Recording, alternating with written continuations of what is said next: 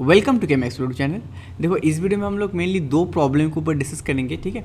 एक प्रॉब्लम जो एनएमआर में जो ऑर्गेनिक पोर्शन है वहाँ से पूछा गया था, एंड सेकंड जो प्रॉब्लम है वो फिजिकल का क्वेश्चन है। तो ये दोनों क्वेश्चन हम लोग डिस्कस करेंगे, एंड ये जो दो क्वेश्चन है बेसिकली गेट में पूछा गया था एंड नेट फॉर्मेट में, ठीक है। तो काफ़ी इंपॉर्टेंट है, यहाँ पे क्या क्या फॉर्मूला यूज़ किया गया है, कैसे सॉल्व करना है, अप्रोच को कैसे फॉलो करना है, वट एवर यूनिट जिसके ऊपर हम लोग को फोकस करना है वो भी हम लोग यहाँ पे इस क्लास में डिस्कस करेंगे। एंड अगर हम लोग फिजिकल क्वेश्चन की बात करें for your upcoming GATE, CSR UGC NET और IIT JAM एग्ज़ाम के लिए, तो फिजिकल में ना जो मेनली क्वेश्चन पूछा जाता है, मेनली मेजरली लेट से मोर देन 80 और 90% क्वेश्चन फार्मूला बेस्ड होता है, ठीक है। So for that reason I have made 4 lectures on complete formula, ठीक है। यहाँ पे ना ये 4 लेक्चर का लिंक मैं डिस्क्रिप्शन बॉक्स में दे दूंगा। Part A, part B, part C है एंड पार्ट डी। ये 4 लेक्चर में मैंने जो भी फिजिकल फार्मूला से क्वेश्चन पूछा जाता है एग्जाम में, तो वो मैंने कंप्लीट वहाँ पे डिस्कस करा दिया। एंड सिमिलरली वही जो फार्मूला का जो PDF है वो भी free, you can download it. उसका लिंक भी मैं डिस्क्रिप्शन बॉक्स में दे दूंगा, जाके डाउनलोड कर लेना, कम्प्लीटली फ्री है, ठीक है। टाइम काफ़ी कम है ना अपकमिंग गेट के लिए, तो इतना टाइम नहीं मिलता, तो वो PDF को डाउनलोड कर लेना, पढ़ लेना, प्रैक्टिस कर लेना, ठीक है। तो टाइम सेव हो जाएगा। तो बेसिकली यहाँ पे जो फर्स्ट क्वेश्चन देखो, मैं पहले स्टार्ट कर देता हूँ। फर्स्ट जो क्वेश्चन है ना, ये गेट का क्वेश्चन है, ठीक है। एंड ये question mainly from your organic portion से एंड NMR पोर्शन से पूछा गया। तो NMR में दो तरह का क्वेश्चन होता है। एक तो मॉलिक्यूल को सॉल्व किया जाता है कि what is the exact structure, organic molecule दिया जाता है। And second category is this, you need to calculate the frequency. जब भी देखो फिजिकल का क्वेश्चन सॉल्व करना है ना, दो चीज़ को याद रखना। फर्स्ट चीज़ दैट पहले क्वेश्चन को से पढ़ लो, एंड यहाँ पे जो भी वैल्यू प्रोवाइड किया जाता है ना, जैसे इस क्वेश्चन में जो भी वैल्यू प्रोवाइड किया जाएगा गया है ऑलरेडी, तो उसको ना मैं यहाँ पे लिख लूँगा, तो अपने कॉपी में वो लिख लो। सेकेंड जो है, try to remember the formula जो इस मैथ में पूछा गया है। Not only this math, any other kind of जो भी फिजिकल का मैथ होता है ना, तो कौन सी फॉर्मूला से क्वेश्चन पूछा जाता है उसको याद करो। तो वही फॉर्मूला को लिख लो, जो भी वैल्यू प्रोवाइड किया गया उसको लिख लो, and what are the unit वो भी सही से लिख लो, एंड देन उसको सॉल्व करने की कोशिश करो। तो ऐसे करके फिजिकल का क्वेश्चन को सॉल्व किया जाता है। तो देखो यहाँ पे जो वैल्यू यहाँ पे गिवन है, the Larmor frequency of 1 H at 1 Tesla. So this 1 Tesla is basically magnetic field. Magnetic field B0 से हम लोग डिनोट करते हैं. That frequency is basically 42.57 megahertz. If the magnetogyric ratio or gyromagnetic ratio, that is your gamma, ऐसे करके हम लोग denote करते हैं। For 1H and 30C NMR का यहाँ पे वैल्यू दिया गया है, ठीक है। 1H का ये वैल्यू है, 13C का ये वैल्यू है। ना यहाँ पे यूनिट है, गायरोमैग्नेटिक रेशियो का जो यूनिट होता है that is your radian tesla. T is not a temperature, T is your tesla, ठीक है। Radian, tesla inverse and second inverse. Second inverse is your hertz. The Larmor frequency for 13C in megahertz form में calculate करना है। At 1 tesla will be, 1 tesla means your B0 value will be same. ये B0 है that is magnetic field, that magnetic field for 13C nuclei में भी same है, as well as ये 1 Tesla for your 1H nuclei case में भी same है। तो दोनों केस में सेम है। तो यहाँ पे जो जो वैल्यू प्रोवाइड किया गया है ना, तो उसको मैं पहले लिख लेता हूँ। So this lamin frequency, this frequency हम लोग एफ से डिनोट करेंगे, ठीक है। ये जो फ्रीक्वेंसी है, फ्रीक्वेंसी को हम लोग एफ से डिनोट करेंगे है, ठीक है। तो यहाँ पे देखो फॉर एफ, तो यहाँ पे किसके लिए, 1H के लिए, तो इसको ना ऐसे लिख देते हैं, F1H न्यूक्लियाई के लिए जो वैल्यू है that is your, what is the value, frequency का वैल्यू है 42.57 मेगा हार्ज। क्लियर हो गया। एंड ये जो B0 का वैल्यू है, B0 is your magnetic field, magnetic field. इसका जो वैल्यू है दैट इज योर 1 टेस्ला और you can write down capital T, ठीक है। इसका वैल्यू यहाँ पे प्रोवाइड किया गया है। एफ का वैल्यू यहाँ पे प्रोवाइड किया गया है। So mega hertz, right, I hope this mega hertz is basically your 10 to the power 6 hertz, and hertz, 1 hertz is basically 1 second inverse. Clear हो गया। Now that you can write down in that way, 10 to the power 6 hertz भी लिख सकते हो, और you can write down only 42.57 m hertz megahertz. So this is the F value frequency for your 1H nuclei. Clear हो गया। Second देखो यहाँ पे जो वैल्यू प्रोवाइड किया गया है फॉर 13C न्यूक्लियर केस में दिस गायरोमैग्नेटिक रेशियो, अच्छा इस केस में ना जो gyromagnetic ratio is your this lambda, this gyromagnetic ratio for 1H, this value देखो यहाँ पे कितना है 2675 into 10⁻7 radian tesla inverse second inverse, ठीक है। नाउ यहाँ पे 13C न्यूक्लियर के केस में देखो एफ फॉर 13C न्यूक्लियर इस वैल्यू को कैलकुलेट करना है, तो यही तो कैलकुलेट करना है, Larmor frequency for 13C nuclear in megahertz, so that should be the unit is megahertz, ठीक है।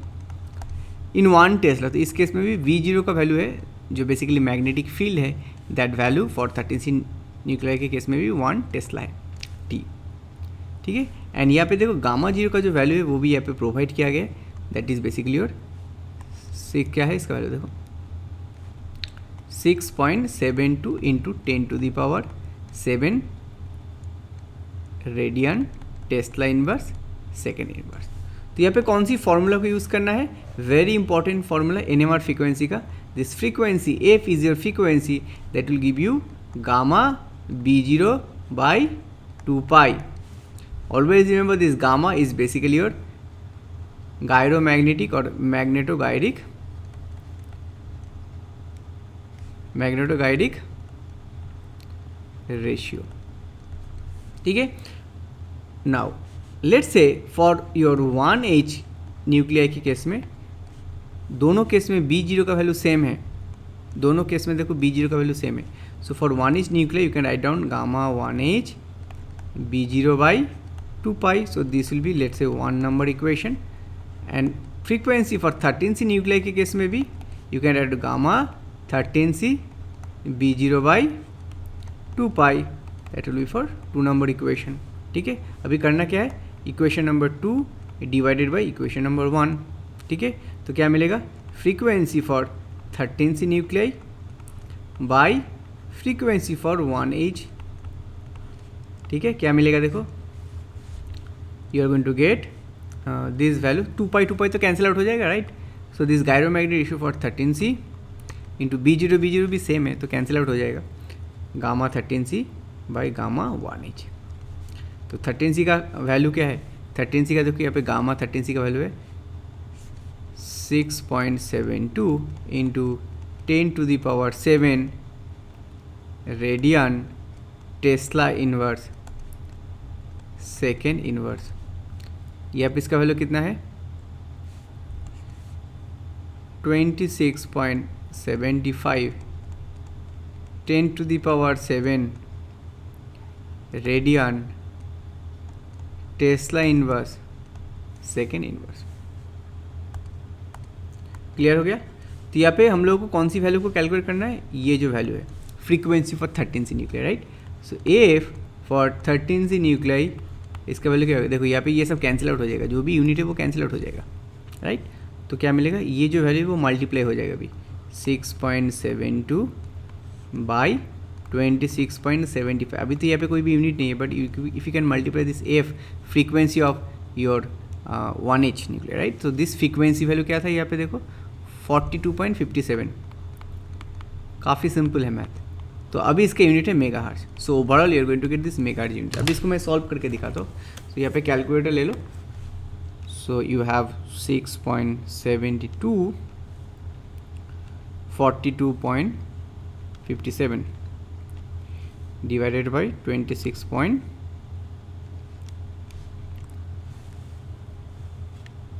तो देखो ये मिल गया 10.694 megahertz. So that is the right option. तो यहाँ पे जो वैल्यू डालना है दिस विल बी योर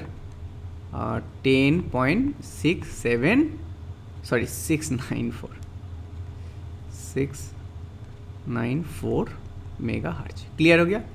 तो ऐसे करके इस क्वेश्चन को सॉल्व करना था, काफ़ी इंपॉर्टेंट क्वेश्चन था। NMR पोर्शन से ऐसे क्वेश्चन पूछे जाते तो इसको सही से ना प्रैक्टिस कर लेना, ठीक है। काफ़ी इंपॉर्टेंट है for your exam point of view, ठीक है। ऑलराइट, तो उसके बाद तो देखो इस क्वेश्चन को भी कैसे सॉल्व करना है, ठीक है। सो ये बेसिकली एड्जॉर्प्शन क्वेश्चन से पूछा गया। Again I can tell you that इसका जो डिटेल्स फार्मूला पोर्शन है ना, फिजिकल केमिस्ट्री का जितना भी फार्मूला पोर्शन है उसका मैं 4 वीडियो मैंने अपलोड कर दिया, कंप्लीटली फ्री है, यूट्यूब में अवेलेबल है। इसका लिंक भी मैं डिस्क्रिप्शन बॉक्स में दे दूंगा, ठीक है। जाके क्लिक करके उसका जो PDF है वो डाउनलोड कर लो, ठीक है। सिमिलरली केम एक्सप्लोर का जो ऐप है, एप्लीकेशन, यहाँ पे भी हमने काफ़ी सारे कोर्सेज लॉन्च किए। If you want to join तो you can join in several courses, you can look at your screen. काफ़ी सारे कोर्सेज है, यहाँ पे भी ज्वाइन कर सकते हो। अपकमिंग CSIR UGC नेट का जो बैच है वो भी स्टार्ट हो चुके। अपकमिंग जून का जो नेट है, सिमिलरली दिसंबर 2024 का जो नेट का एग्ज़ाम है, गेट 25 का भी बैच लॉन्च हो चुके, काफ़ी ऑफर में चल रहा है अभी प्राइस, ठीक है। तो उसमें भी ज्वाइन कर सकते हो, उसका लिंक भी मैं डिस्क्रिप्शन बॉक्स में दे दूंगा, ठीक है। Okay, now look at this problem. ये बेसिकली योर फिजिकल का एड्जॉर्प्शन का जो पोर्शन है वहाँ से पूछा गया। So adsorption of your CO on charcoal, तो ये कार्बन मोनोऑक्साइड का जो एड्जॉर्प्शन पोर्शन है ना ऑन चारकोल, ये बेसिकली देखो लैंगमुइर आइसोथर्म को फॉलो करता है डेफिनेटली। ये plot of P kilopascal by V semi-cube versus P kilopascal is linear with a slope 0.01 and intercept 0.5. The equilibrium constant K kilopascal inverse for the adsorption is. So first of all, ये जो question है ना, you should remember this formula Langmuir isotherm का, everything we have discussed in that 4 lectures, ठीक है, check कर लेना। तो देखो जो लैंगमुइर आइसोथर्म का जो बेसिक फार्मूला है ना, ये बेसिकली ना, ये जो CO बेसिकली ना, ये बेसिकली रिमेंबर ये मोनो एटोमिक के तौर पे काम करता है। Although this is 2 diatomic, but इसका जब एड्जॉर्प्शन होता है यहाँ पे कोई भी ब्रेकिंग नहीं होता है, बिकॉज ट्रिपल बॉन्ड है ना, is very difficult to break. तो दैट विल बी योर 1 और you can say mono atomic के फॉर्म में ये एड्जॉर्प्शन होता है। So the exact formula that should be your theta, ठीक है, फॉर लैंगमुइर आइसोथर्म का जो बेसिक फार्मूला है, theta is basically your Kp by 1 plus Kp. Now what is the theta? Theta is basically fraction of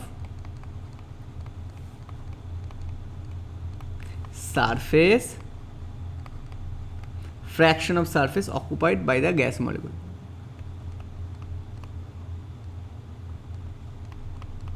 Occupied by the gas molecule. So that is the theta. So that theta will give you Kp by 1 plus Kp. Clear हो गया? तो now इसमें ना ये जो plot दिया गया ना, तो इसको ना हम लोगों को थोड़ा बहुत चेंज करना है। तो इसको कैसे चेंज करना है देखो, तो theta is also equal to your V by Vm. This theta is equal to your V by Vm, where this V is basically your, मैं यहाँ पे लिख देता हूँ देखो, that V is particularly your volume of the gas adsorbed on the surface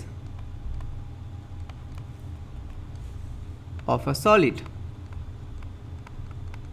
ठीक है। So this V particularly volume of the gas adsorbed on the surface of a solid, and this Vm that is basically maximum adsorption का जो volume होगा, और you can write down volume corresponding or maximum adsorption, volume corresponding or complete coverage, or you can say maximum adsorption.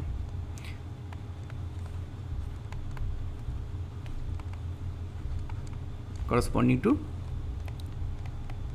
complete coverage, ठीक है।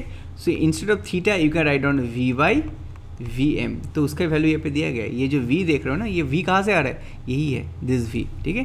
So theta की जगह में हम लोग वैल्यू बिठा देते हैं V by Vm, that will give you K into P। यही जो P का वैल्यू है ना, किलो पास्कल यूनिट में दिया गया है, ठीक है। एंड ओके, एंड V का जो यूनिट है that is basically your semi cube में, okay. So Kp by 1 plus Kp। अभी ये जो इक्वेशंस को अपोजिट कर देते हैं, ठीक है, एक्सचेंज कर देंगे। अगर Vm को ऊपर लेके नीचे V करेंगे, so you can write down 1 plus Kp by Kp। So you can write down 1 by Kp plus 1, clear हो गया? ओके अभी यहाँ पे क्या कर सकते देखो, what you can do is that अच्छा क्या करेंगे ना, अभी VM को मल्टीप्लाई कर देंगे, जस्ट मल्टीप्लाई विथ 1/VM। तो यहाँ पे VM से अगर मल्टीप्लाई कर देंगे 1/VM से, तो यहाँ पे VM कट जाएगा and you have this 1/KP into VM plus 1/VM। Next is that you need to multiply with actually P/VM से मल्टीप्लाई कर दो। ऐसे मल्टीप्लाई करेंगे ना, ये जो इक्वेशन देख रहे हो ना, इस एक नंबर इक्वेशन में जस्ट मल्टीप्लाई कर दो P/VM से, बोथ साइड से। तो P/VM से करोगे ना, यहाँ पे ऊपर में P आ जाएगा, यहाँ पे P हट जाएगा एंड यहाँ पे आ जाएगा योर P। क्लियर हो गया? अभी देखो ये जो इक्वेशन दिया गया, ठीक है, इसको मैं ऐसे करके लिख देता हूँ, P/V that will give you P/VM